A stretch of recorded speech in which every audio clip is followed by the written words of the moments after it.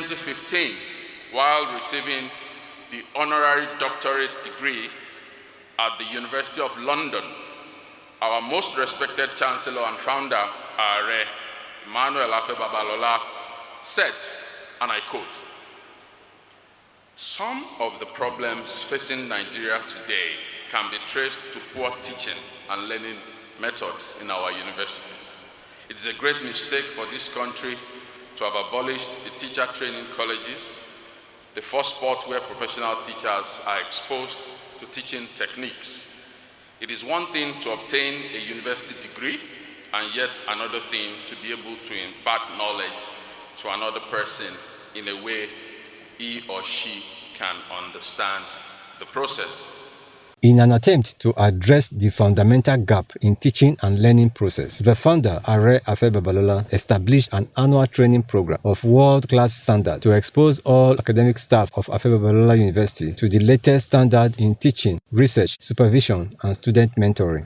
This training program is another firm demonstration of Babalola University's long-standing commitment to equip our faculty and staff with modern and innovative teaching approaches needed to develop industry-ready graduates for the 21st century and beyond. In an era of increasing globalization and digitalization, innovating teaching approaches that emphasize critical thinking, creativity, imagination, and industry application are highly significant for students' success and societal development. This exactly is what we aim to achieve at today's training program.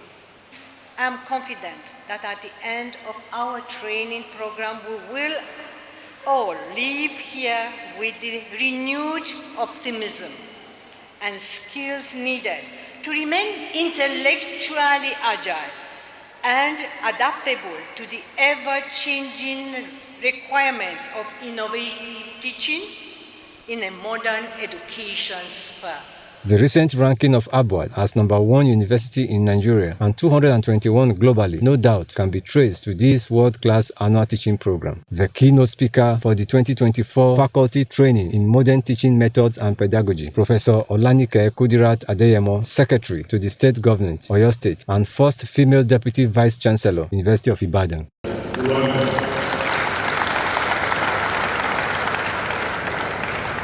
Education for national development, promoting creativity, innovation, and entrepreneurial teaching and learning was the focus of her lecture. The major goal each time you enter a class is to transform the students. Their knowledge, their skills, their competencies, their values, and their attitudes. And that's why most of the time when you send kids to school, when they have issues, parents will also blame the school as well. Because they're supposed to transform them. You can't keep blaming the parents. They send them to you. So we are required to produce highly skilled graduates, equipped not only with specific subject knowledge, but also cross-cutting skills, creativity, innovation, communication, entrepreneurial skills as well. So when we talk about this, what is required for us to be able to do that? We have to recognize teaching excellence as a key academic function. That's one of the things we struggle with in most federal and state-owned universities. Most of the time, the burden of assessment of an individual staff is on paper, research publication. But what about teaching excellence? Number two, what Baba has introduced, I understand 15 years ago, career-long pedagogical skills development for lecturers. Number three, curriculum and its development process. We need to engineer and re-engineer it. Each time things change, you have to look at your curriculum. You can't run a curriculum that has been running since Mongo Park left Nigeria. Number three, innovation in teaching, including the use of new teaching and learning technology. And that's what you are going to do today, I think, after the keynote. And then credible and unbiased self-assessment. You have to be honest with yourself. You want to carry students along, but at the same time, you cannot spend 55 minutes saying jokes and talking rubbish and then 5 minutes to teach. So you have to be very hard and harsh on yourself. Then number two, your peer assessment. You have to be humble enough to ask a fellow to sit in your class and give you feedback. Number three, student assessment. If you go online and Google rate my professor, it's something that is in the US. You can go online, most universities you can go and rate your professor. Most of our people that teach outside of the country, what the student will most likely write about them is the fact that their grammar, their accent is not clear. But over the time, you see improvements. We have a form of assessment. But once the students are fear of repercussion, they won't be honest. So it has to be devoid of any influence. They have to be able to do it anonymously so that you get the right feedbacks. She looks at the importance of research in education. Research is a core element of the mission of higher education. And research excellence, as we all know, is no longer determined by counting of publications. We have metrics of research excellence. We have things that you will say that has international standard. They will be able to say, this person is a professor. Because there are people that are not professing beyond their room. What is the impact of your publication? That's what we do now. How many grants have you been able to bring in? Patents, inventions. How many consultancies have you been able to attract to the university and to supplement and augment your own salary as well? Prizes, medals of learned societies, fellowship of academies of sciences, because like for Nigerian Academy of Science now, dead and alive, since it started in 1977, we are not up to 300 people in the whole of Nigeria. So those are the metrics, because if it's 10 every year, and I know of years where we had people tie, and they would drop 2 rather than taking 11. So it's that stringent. Academics are expected to go into community service. We are knowledge-producing institutions and dedicated to innovations. So this is crucial to the demands of modern knowledge-based economy. So engaging society and transforming it for the better has always been central to the operations of universities. So that is very important for us to know that we are not just here as university. Ado-Ekiti is supposed to feel our impact. And indeed, Ekiti State, Ondo State, and Nigeria. So we are also expected to play our full part in the so-called knowledge triangle, in which education, research, and innovation interact. So the question I'll pose is that, are the outcomes of our research transferable? Are they commercializable? Are they innovative enough to transform our society? Are our immediate community feeling the impact of the existence of our university? Just like Stanford, when you take Stanford out of Palo Alto, there's nothing. The qualities of a good leader was also hammered upon. I'll go to accountability. Take individual and team responsibility seriously. E.g., lecture attendance. How are you doing? Don't only sanction students, sanction yourself. When you are in the wrong, apologize. You are showing them how to be a leader. Leadership is the art of motivating a group of people to act towards achieving a common goal. So you must therefore, as a leader, possess personality and leadership skill that makes others want to emulate you. If people don't like you, if you are very brash, abrasive and all that, people will not even, your character is talking so loudly they can't hear you speak. One who knows the way, we all know John Maxwell's quote. And a good leader has a futuristic vision and knows how to turn his ideas into real-world success and stories that live on beyond when you leave. Leadership challenges. So what are the leadership challenges we are likely going to face? What are some of the leadership challenges I faced when you are trying to do something and do it in a better way? Like I was telling somebody, I said corruption fights back. The system will fight you. Because most people are not interested. They just want to earn their salary and go home and sleep. Why are you bothering them? So guiding change is a challenge. How do you deal with reactions of whoever is under your charge? Developing employees. Because you can take a horse to the river, you can't force him to drink. So how do you motivate people to develop themselves, even when you provide them with the opportunity? Not everywhere that ought to be here might be here. Some people will look for an excuse maybe a month or two ahead and give the excuse because they don't want to be here. Managing internal stakeholders. How do you manage relationship, politics, image, and all those kind of things? And then I will go back to self-awareness. So in my experience, what are the leadership blunders that will make us not be able to achieve what we set out to do? Failing to hire the best. I know Baba does that. I've had it like 2-3 times today. That is because he wants the best. He wants the best. So that is also one thing that is good. So I assume I'm speaking to the best. Failing to listen to those you lead. You can't know it all, so you have to listen. Failing to embrace and utilize the talents of those you lead. If you have somebody that is strong, don't be a resentful leader. Not every suggestion is an attack on you. Interrogate ideas, and if you find it useful, use it.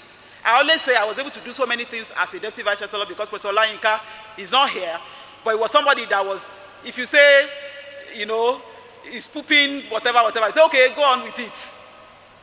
So somebody that is able to allow you to shine and share the stage. Failing to acknowledge, failing to have the back of those you lead. And as a leader, you have to know you cannot pass bop. At the end of the day, every blame is on your table. So you can deal with your staff privately, but once it's in the open, you have to take responsibility. That's what it takes to be a leader. You share the glory, but you take the blame. Goal setting. Universities ought to provide the solutions to the intractable problems of the world today. That's what university ought to do. So effective service delivery, which I also couch as education for national development, will benefit from benchmarking. Where are we? Where do we want to be in the next 5 years, in the next 10 years? Are we meeting the marks? This ensures that the institution gets insight into its strengths and weaknesses and determine what can be improved.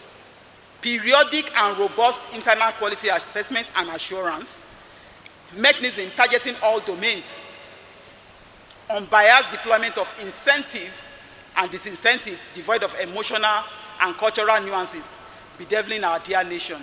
It has to be unbiased. You don't have to promote me if I'm from Igbajo, just like the DVC, and then somebody is from Igbo land, and then you say you should go and wait. Leadership is very important. And the 3 C's, character, commitment, and courage. And I tell you, you can have the character, but your commitment and courage will be tested when it's very close home. There are so many people that will say, Afeshe dada. Then when it's their turn, then the story will change. So your character and your commitment will be tested when you require courage. Professor Olanike's recommendations. My recommendations, innovative teaching and learning techniques to enhance creativity. And I'm very sure you go into details of that. Brainstorming sessions, teamwork, structured element of surprise. Don't think the way you taught last year. New and innovative ways. Don't let the student pass on your notes down the line. Don't do that. Business and we are even living in a world where they have more information. So business and technological incubator hubs, I know you have it, should be available. Constant creativity, innovation in an appropriately rich environment where novel ideas can be launched and tested. My final thought on this topic, you are all custodian of the overall vision of ABUAD. I think that has to sink in. The essence of leadership is holding your people to the highest possible standard while taking the best care of them. So take care of the people under you, but please hold them. Letting somebody slide or slack is not how you show them you like them, because it's going to impact them. Being a leader is an attitude, modeling excellence, consistently empowering and inspiring others to do the same. So when leaders improve on their leadership, it makes a great impact on the organizational outputs. That's the product of the service, and in this case, ABUAD, our students, our research, and our community engagement. I thank you very much, sir, for the honor.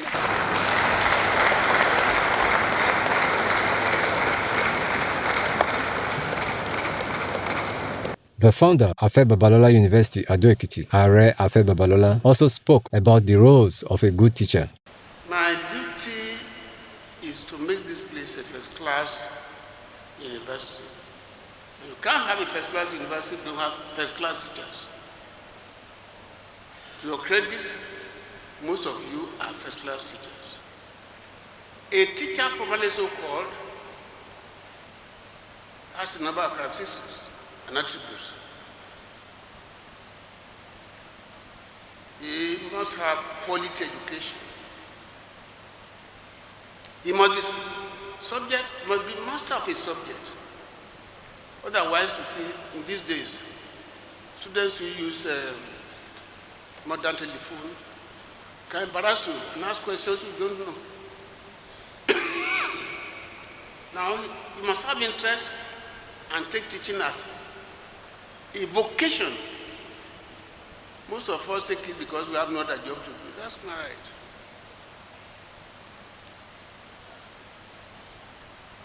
You must be able to arouse the interest of your students in the subject matter. When you need a subject, it's particularly difficult. You don't go straight to the subject matter. You go around it. Let them have interest in what you want to say. That will lead to the most difficult one. As a private student, I didn't like mathematics. When I was in Gonga, I was preparing my Cambridge certificate privately. A young man came from government college. Outstanding man. The best mathematician this country has ever produced. He's the son of a pastor. I approached him. Help me solve this problem in mathematics.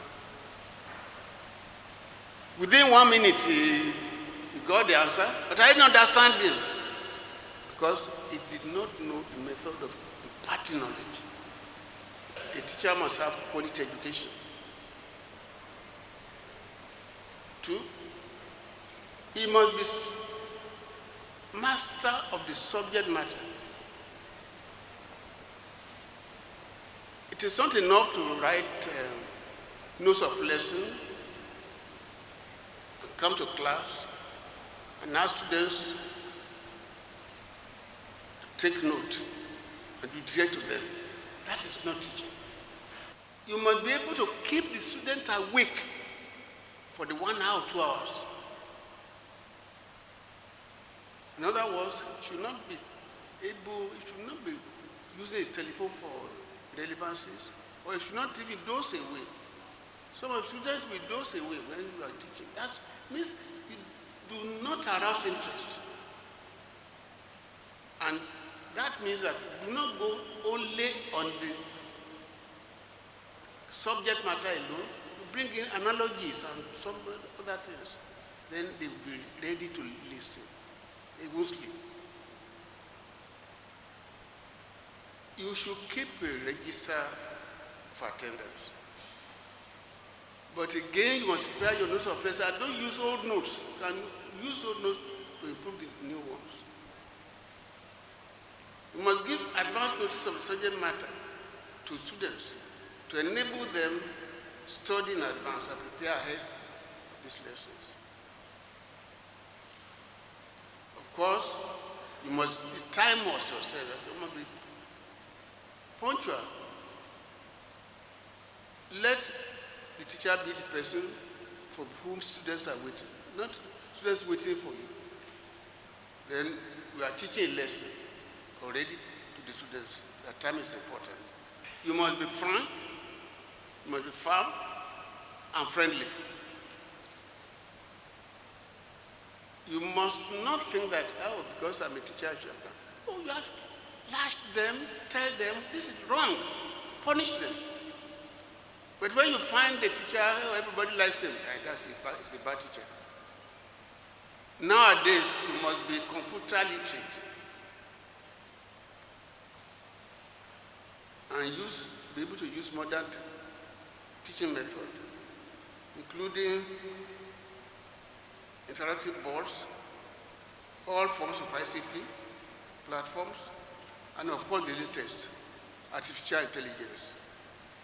I've been writing about that, I think in the papers, whether it is really good for us or not. Then I noticed that some of your teachers are not audible. Find out whether they are hearing you or not.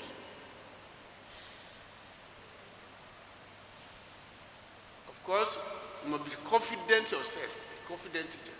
You must be well dressed, as we do here. If a teacher is badly dressed, what are you teaching the student? You must be original and innovative. Don't just try, read and pour down what is there. As I said earlier, you must give assignments to the students with stipulated time for submission and correct them. You must create review times for students assessed assignment. In other words, there must be a time when you call the students together and again tell them what you saw when in the assignment, how to make it better. You must encourage your students to do research and carry out their tutorials. You must never engage in any form of examination malpractice. When we started at university, I said it's going to be different from other universities. We taught French and Chinese free.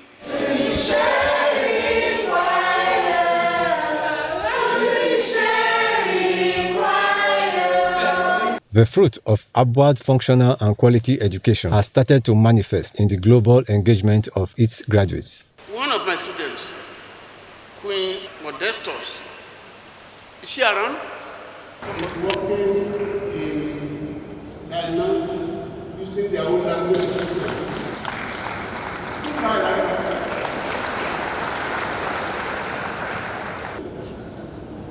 So, say good afternoon to everybody.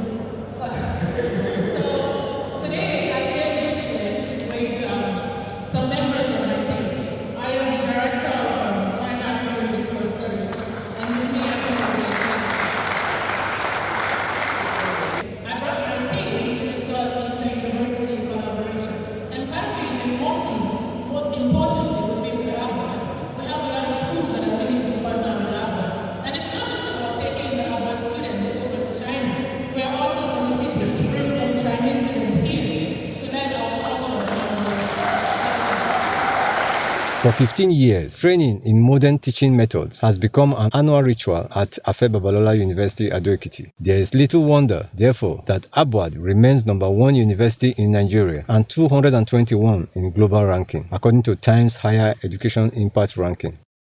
Ohimame Michael, reporting for PUF TV. People of the Fountain.